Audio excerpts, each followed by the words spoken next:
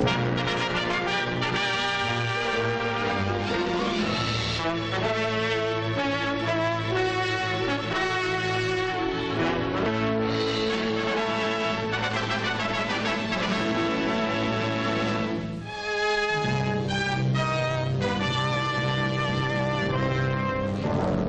greatest secret of the war comes into the open. From hidden factories over the nation, under heavy Army protection, the first atomic bomb was assembled. On the New Mexico desert, Allied scientists unleashed its stupendous power. Army cameras 6 miles away recorded the historic moment in the black of night.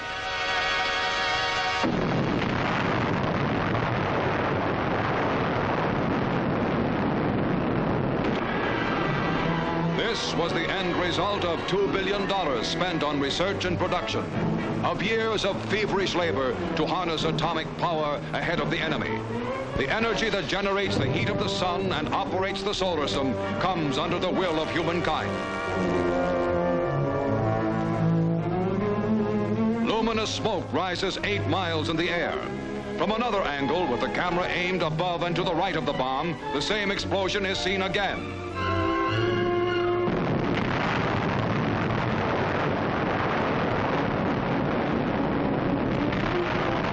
This test, the first proof of the atomic bomb's usefulness, was made only 20 days before the Jap base of Hiroshima was blasted from the earth. 2 bombs, the second on Nagasaki, and Japan sued for peace.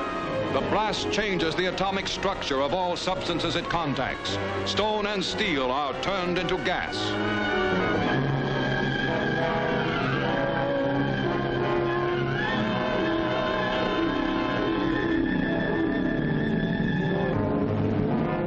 Still from 6 miles distance, another picture of the same explosion.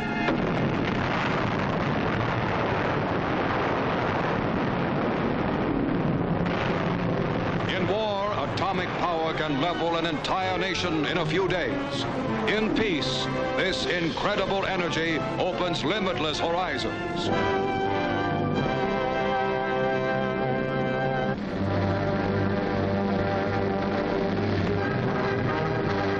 On the 8th day of August, 3 days after the one in which the atomic bomb was dropped in Hiroshima, the Soviet Union declared war on the Japanese Empire. This participation had long been expected by the leaders of the Big Three.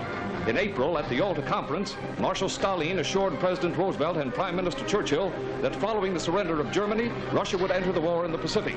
And at that time, it was estimated that it would take 3 months from VE Day for the Red Army to move the necessary supplies to the Eastern Front. Russia's attack on Japan occurred approximately 3 months after Germany had been eliminated. Battle-seasoned troops, veterans of Stalingrad, and the drive across Europe to Berlin smashed over the Manchurian border and hammered back the crack troops of the Japanese army.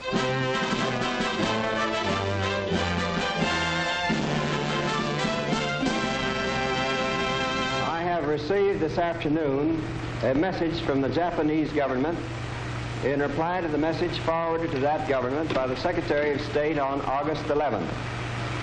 I deem this reply a full acceptance of the Potsdam Declaration, which specifies the unconditional surrender of Japan. In the reply, there is no qualification. Reporters rush out to relay the news to an anxious world and touch off celebrations throughout the country. Washington is jubilant, and in Chicago, more than 1 million sing and dance in the streets in the biggest celebration the Windy City has ever seen. Joy is unconfined.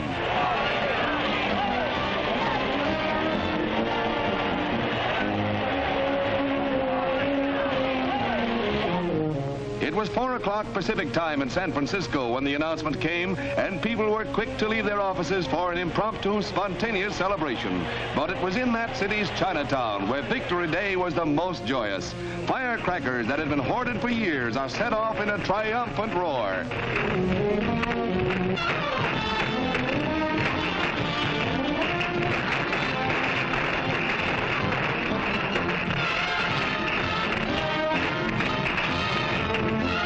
Seattle let loose all the pent-up emotions of 3 years and 8 months of war, and to the victors, the spoils. The pose may not be dignified, but the young lady is not the least upset. Peace, it's wonderful.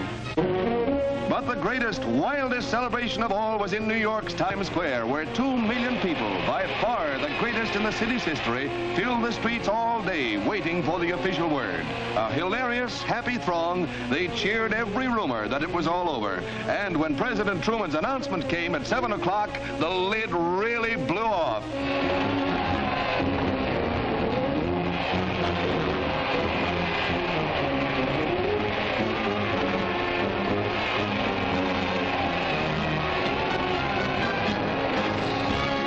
Tens of thousands of proud American flags dotted the square, and as the day wore on, hilarity reached a high peak.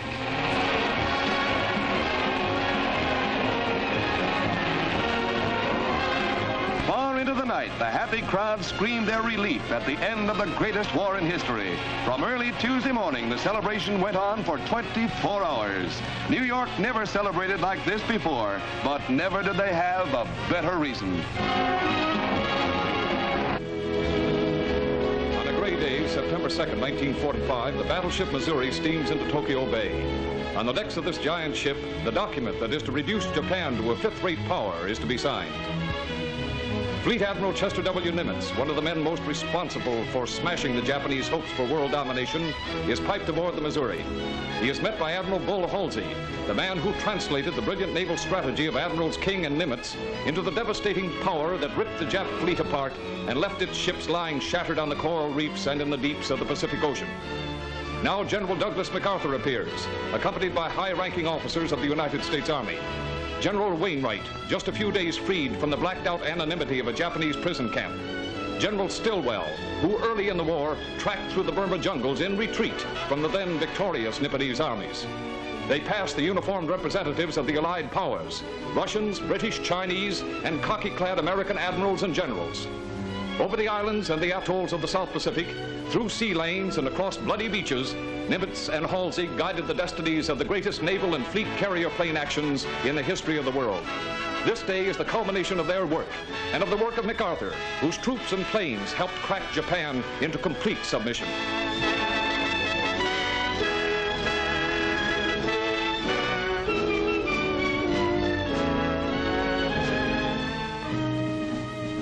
Pulling on the ropes and lipping on the wooden leg that he wears as a memento of an assassination attempt in Shanghai years before, Japanese Foreign Minister Admiral Shigemitsu is helped up the gangway and piped aboard the Missouri.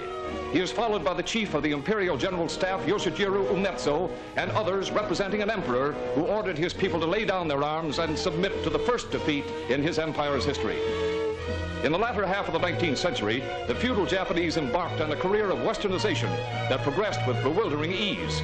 First, they beat the Chinese, and then in 1905, they equipped the Russians. In World War I, they sided with the Allies, furthering their anachronistic attempt to identify themselves with the Western democracies. Then suddenly, they snatched Manchuria, and in 1937, they attacked China, confident that they could grab all Asia.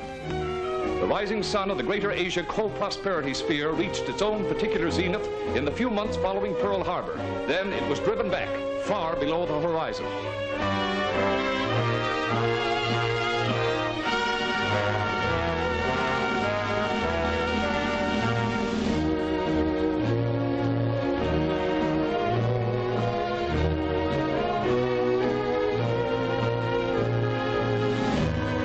On the veranda deck of the great battleship, defeated, the Japs stand.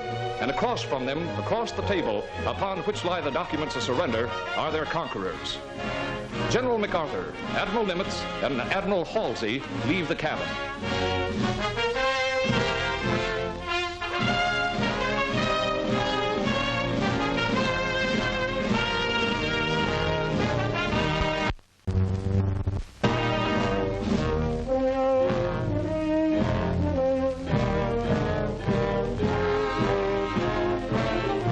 This is MacArthur's drama, and he behaves with the solemnity befitting such a historic occasion. We are gathered here, representatives of the major warring powers, to conclude a solemn agreement whereby peace may be restored. As Supreme Commander for the Allied Powers, I announce it my firm purpose, in the tradition of the countries I represent, to proceed in the discharge of my responsibilities with justice and tolerance, while taking all necessary dispositions to ensure that the terms of surrender are fully, promptly, and faithfully complied with. I now invite the representatives of the Emperor of Japan and the Japanese government and the Japanese Imperial General Headquarters to sign the instrument of surrender at the places indicated.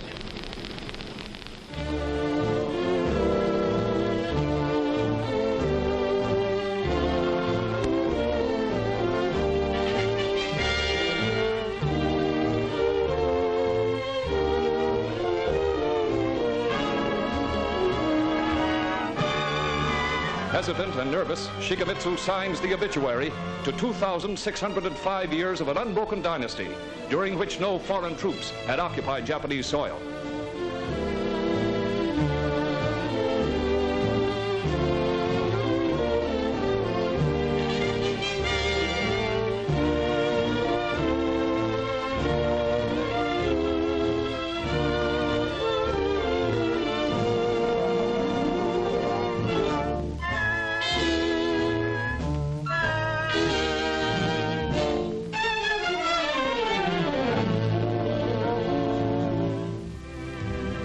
As Supreme Commander for all the Allied powers, General MacArthur, using a handful of fountain pens, signs the document of surrender. To General Jonathan Wainwright goes the first pen.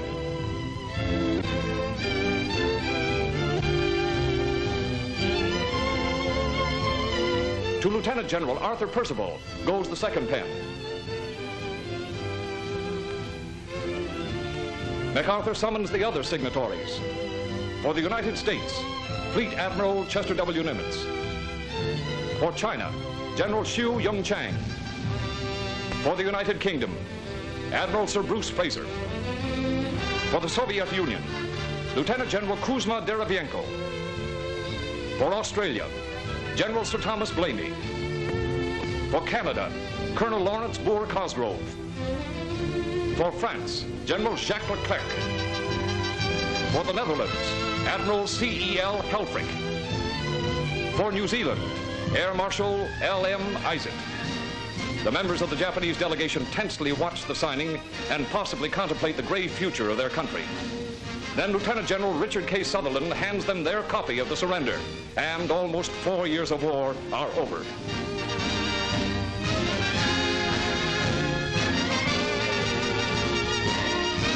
Suddenly and symbolically, airplane motors throb in the sky.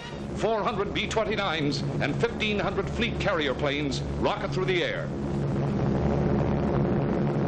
The commanders-in-chief of victorious navies and armies may be the ones who sign surrender documents, but they and the people of their countries are gratefully aware that it is you, the members of the armed forces, who have won the victories. Admiral King expresses his feelings to the officers and men of the fleet.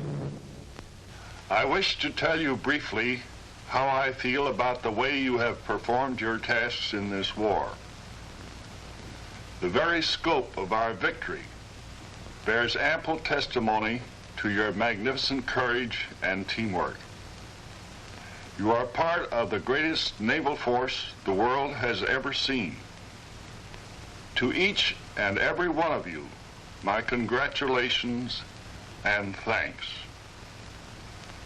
To those of you who will begin returning to civil life, I wish the best of luck. You have well deserved the gratitude of your fellow Americans. To those of you who choose to remain in the Navy, we of the regular Navy are proud to welcome you aboard. A great task is still ahead of us, and we must rededicate ourselves to maintaining a lasting peace. Again, to each one of you, I say, well done.